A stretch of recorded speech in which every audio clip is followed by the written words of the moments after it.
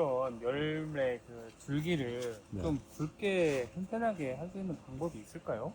다른 데 노나리를 심는 사람들 보면은 저희도 이제 이렇게 얇잖아요. 네.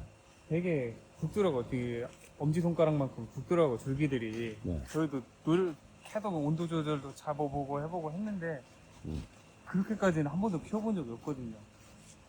근데 좀 열매가 원래 노나리가 그 복화방 터지는 네. 품종이 아니잖아요.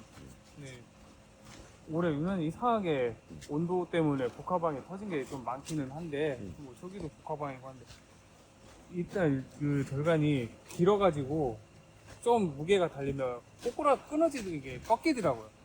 그렇죠. 그럼 1월달 만약 중선에 심었다 그러면은 그첫 수확까지 걸리는 기간이 한 70일까지 갈 거예요. 네. 70일 가는데 그렇게 되면은 조금 애매하지 않겠어요. 애써서 1월달 온도가 낮을 때 그 활짝 시키려고 온도도 많이 고생도 하고 그러는데 나올 때도 또 뭔가 가격이 떨어진단 말이에요. 토마토는 뭐 그죠? 다른 데도 유리온실에서 나오는 게 3월 중순서부터 막 쏟아지거든요. 근데 나는 그걸 잡기를 조금 한 11월 초가 됐던 뭐 원래 그때 심는데 그때 예. 맞죠. 네. 올해는 패턴이 바뀌어가지고 이거 끝나면 이제 네. 10월 달에 이제 심으려고. 그걸 한 상태에서 그 밝은제를 진짜 성능이 좋은 걸로 근데 밝은 데가 다 아니, 비슷비슷하잖아요. 그렇지 않아요. 그게 그 순수한 뿌리 밝은제 성분으로 주게 되면 뿌리가 확실히 작거든요. 또 이 밝은제를 약간 아밀산 액비 형태로 해서 그 시커멓게 돼가지고 한 거는 작품 뿌리가 약해요. 이 대를 굵게 키우려고 그러면 흡수력이 되게 중요한 상태에서 뿌리 기능이 되게 좋은데요. 그 이 블록에다가 심을 때 뿌리가 하얀 뿌리가 쫙 뻗어 나가게 하게 되면은 이 평균 온도가 조금 낮더라도 활착이 되잖아요. 네네네. 근데 밝은 재를 좀 골라야 돼요. 그리고 양액을 탈 때 있잖아요. 겨울에는 확실히 탱크에서 이 원수의 그 온도가 떨어진단 네, 말이에요. 나도 있죠. 낮은 상태에서 다량 성분인 질소나 이거는 많이 들어가요. 들어가는데 붕소나 철분이나 이런 미량 성분은 안 들어가요.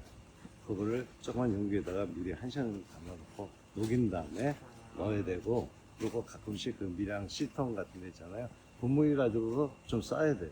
밑에를 다 좀 희석을 해줘야 돼요. 그리고 교환기가 돌아가는데도. 그래도 밑에 다 붙잖아요. 사포처럼. 그걸 해주고, 다음에,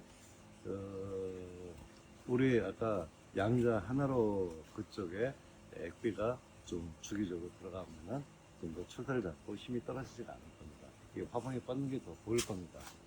뻗고, 또 여기서 이제 발생하는 게 이런 상태들이 훨씬 더 좋게 나옵니다. 네, 여기서는 상대적으로 이게 질소는 들어갔어요. 네. 양이 들어갔는데 굵게 만들려고 질소는 욕심을 내는데 이 뿌리 쪽에서가 조금 약했던 게 처음에 그 한 달 걸렸던 게 그게 노화가 된 거예요. 그러니까요. 네. 그래서 그걸 할 때는 순수 밝은제를 쓴다는 거 하나, 다음에 그 심기 전에 묘에서부터 그때가 되면 춥다 보니까 막 감싸고 막 그러다 보니까 그런데요. 그걸 육매장하고 해가지고서 그 중간중간마다 관리를 가서 주문을 해줘야 돼요. 우거지면은 더 우쭐하고 대가 가늘단 말이에요. 네네. 이런 것을 더 굵게 만드는 미량 성분을 연면살포하는 거.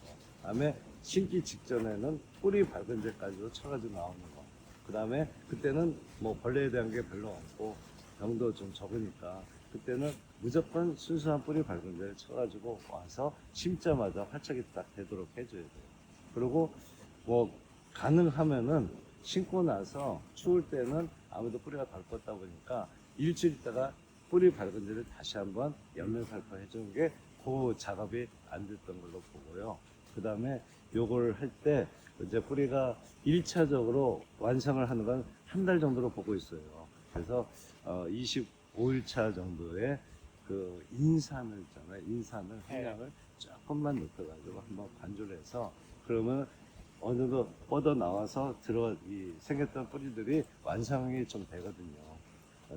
그 작업을 해놓은 상태에서 얘들은 30일차부터 30일차에 상대적으로 질소를 많이 빨아들입니다. 선택적으로 질소를 빨아들여요. 그렇게 하다 보니까 온도가 낮은 상태에서 제일 잘 녹는 게 질소다 보니까 질소를 빨아들이면서 초세가 조금 연하게 올라갔던 부분도 있습니다. 그래서 그걸 해줄 때 그 순간에 저는 제이아그로의 아쿠아칼도 좀 좋다고 보고 있어요. 아쿠아칼이 한번 들어가면은 뿌리도 더 깊이 들어가고 상대적으로 이 질소질이 확 흡수가 될 때 한 달치입니다. 토마스의 특성이 그래요. 다른 여러 비료 성분 중에서 한 달 차에 질소를 빨아들이는 힘이 있어요. 그럼 아까 그 초세를 좀 약한 걸 강하게 키울 때 있잖아요. 물론 질소질을 그 시점에서 흡수력이 강한데도 질소질을 주게 되면은 조금 더 굵어져요. 그 대신 조심해야 될 게 질소가 상대적으로 많으면은 그때 칼슘이 흡수가 안 되면은 그 승장애가 나오거든요. 그걸 조절해 주면서 25일 차하고 35일 차에 칼슘을 연면살포하면서 약간의 추비를 관리하면은 훨씬 더 굵어질 걸로 보고 있습니다. 아, 연면살포 하는 칼슘을 네. 저희가 그 전에도 한 번씩 칼슘을 살포를 했는데 예. 관주보다 연면살포 하는 게 흡수되는 게 엄청 미세하다고 하더라고요. 양이 적으니까. 네, 그래가지고 굳이 해야나 싶기도 한데 이제 네. 한 번씩 배꼽사고병도 네, 그렇죠. 오고 네. 그러더라고요. 네. 그래가지고 그때부터는 이제 매주는 안 하고 2주에 한 번 이렇게 해가지고 좀 살포는 하는데 그게 맞는 건지 안 되는지도 모르겠고. 근데 칼슘도 있잖아요. 종류가 여러 가지예요. 질산태 칼슘, 또 구연산 칼슘, 네. 초산태 칼슘, 뭐 여러 가지가 많거든요.